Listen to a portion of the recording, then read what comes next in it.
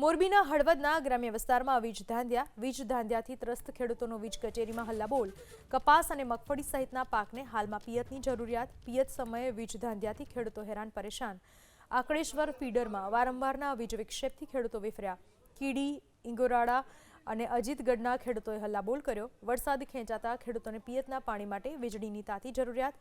Halvad PGVCL ખાતે ખેડૂતોના હલ્લાબોલથી સ્થિતિ વણસી। વીજ કંપનીના પાપે 5000 વીઘા જમીનમાં નુકસાનની ભીતિ।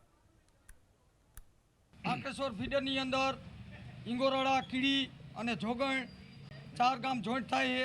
એમાં જે પીજીવીસીએલના ઘણી બધી આ ખેડૂતોએ રજૂઆત કરેલી છે, છતાં 4-5 દિવસથી આ પાવર આવતો નથી। અત્યારે હાલ સાહેબને પણ રજૂઆત કરી છે તો જલ્દીમાં જલ્દી રિપેરિંગ થાય।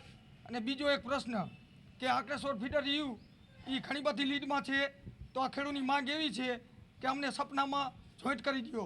આંકડેશ્વર ફીડરમાં અત્યારે કપા હુકાય 5 દિવસથી આ પાવર આવ્યો નથી, તો સાહેબોને કહી તો એમ કહે કે તમારે વરસાદ થઈ ગયો હોય, એમ તો એમને બોલાતું જ નથી ને। અમારે અત્યારે કપા હુકાય, હાલો અમારે આડે જોવા। થોડી મોટી લાઈન છે ને, એમાં 5 કલાક કે 3 કલાક કોઈ પાવર રહેતો નથી, બરાબર। અને રોજ ફોન કરવાના, રોજ ફોલ્ટ લખાવવાના, રોજ આવડા હમું કરવા, કોઈથી પાવર રહ્યો નથી, બરાબર।